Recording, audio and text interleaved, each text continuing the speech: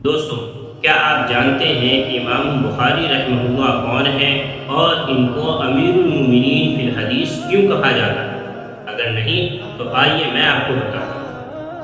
السلام علیکم ورحمۃ اللہ وبرکاتہ۔ ناظرین، میں ہوں محمد انصار فرقانی اور آپ دیکھ رہے ہیں آپ کا اپنا چینل 10 منٹ کی مجلس قرآن و حدیث کی روشنی۔ بسم اللہ الرحمن الرحیم۔ نمبر 1، اسلامی تاریخ امام بخاری رحمہ اللہ۔ آپ کا نام محمد اور والد کا نام اسماعیل۔ آپ بخارا کے رہنے والے تھے۔ آپ کی پیدائش اسی شہر میں 13 شعبان سن 194 ہجری میں ہوئی۔ بچپن ہی میں آپ کے والد محترم کا سایہ سر سے اٹھ گیا اور تعلیم و تربیت کے لیے صرف والدہ کا سہارا رہ گیا۔ بچپن میں ان کی بینائی چلی گئی، یعنی آنکھوں سے دیکھ نہیں پاتے تھے۔ والدہ کو بہت صدمہ تھا اور بارگاہ الہی میں آہوزاری کرتی تھی۔ ایک رات حضرت ابراہیم علیہ السلام کو خواب میں دیکھا۔ وہ فرما رہے تھے کہ تیری دعا قبول ہوئی۔ صبح دیکھا تو بیٹے کی آنکھوں میں روشنی لوٹ آئی تھی۔ آپ بڑے ذہین و فطیر تھے۔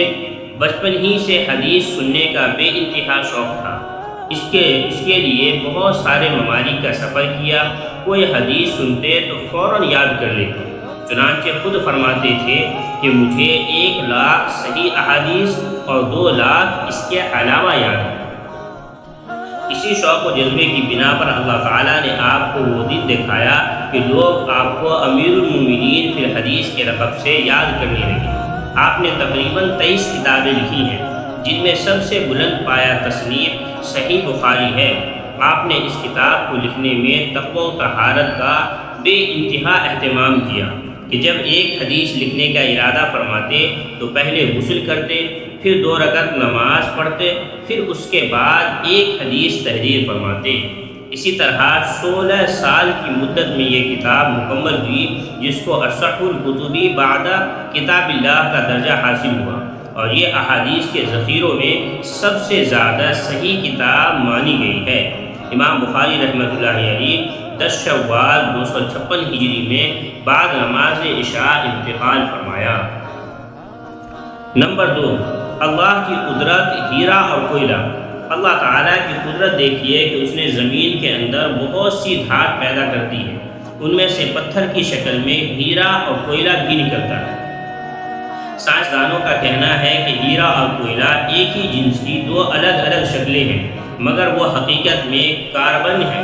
وہ کون سی ذات ہے جو کاربن جیسی چیز کو کبھی ہیرے کی شکل دے کر روشن اور چمکدار بنا دیتی ہے اور کبھی کوئلے کی شکل دے کر اسے سیاہ اور خوبصورت بنا دیتی ہے؟ یقیناً اللہ ہی کی ذات ہے جو ایک جنس کی چیزوں کو مختلف شکلوں میں پیدا کر دیتی ہے، تبدیل کر دیتی ہے۔ نمبر 3، ایک فرض کے بارے میں شوہر کے بھائیوں سے پردہ کرنا۔ رسول اللہ صلی اللہ علیہ وسلم نے فرمایا، نامحرم عورتوں کے پاس آنے جانے سے بچو۔ ایک انصاری صحابی نے عرض کیا، دیور کے بارے میں آپ کیا فرماتے ہیں؟ تو آپ صلی اللہ علیہ وسلم نے فرمایا، دیور تو تمہارے لیے موت ہے، یعنی جس طرح موت سے بچا جاتا ہے اسی طرح شوہر کے بھائیوں سے بچنا چاہیے اور پردے کا اہتمام کرنا چاہیے۔ نمبر 4، اس سنت کے بارے میں رکوع میں ہاتھوں کو گھٹنوں پر رکھنا۔ رسول اللہ صلی اللہ علیہ وسلم رکوع فرماتے تو اپنے ہاتھوں کو گھٹنے پر رکھتے، ایسا لگتا جیسے ان کو پکڑ رکھا ہو، اور دونوں ہاتھوں کو تھوڑا موڑ کر پہلوؤں سے الگ رکھتے تھے۔ نمبر 5، ایک اہم عمل کی فضیلت، خانہ کعبہ کو دیکھ کر دعا مانگنا۔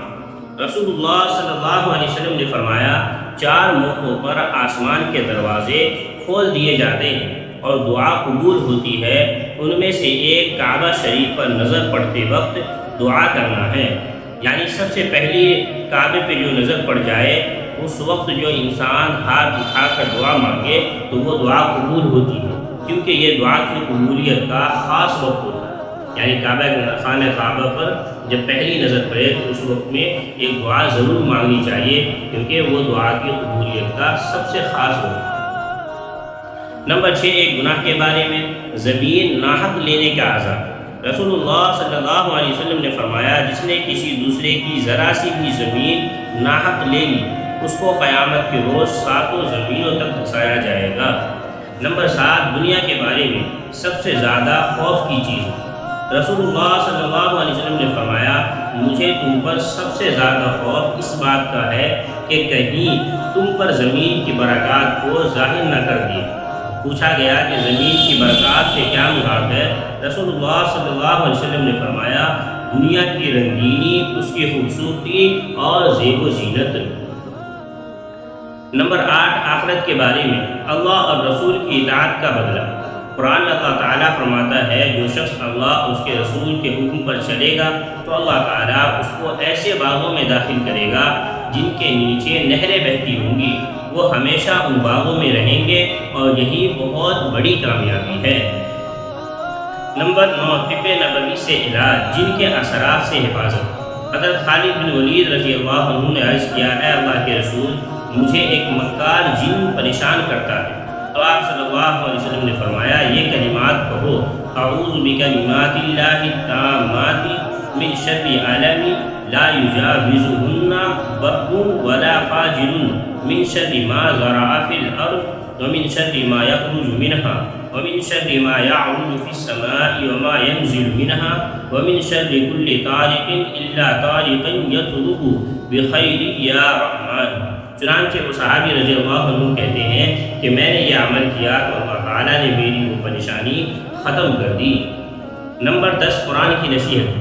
قرآن میں اللہ تعالیٰ فرماتا ہے، اے ایمان والو، اللہ کی جانب منسوب چیزوں کی بے حرمتی نہ کرو، اور نہ ہی ادب والے مہینے کی، اور نہ ہی ان قربانیوں کی جن کے گلے میں قلاوہ یعنی قربانی کی علامت کے پٹے پڑے ہوئے، اور ان لوگوں کی بھی بے ادبی نہ کرنا جو اللہ کا فضل اور اس کی رضامندی طلب کرنے بیت اللہ جا رہے ہوں۔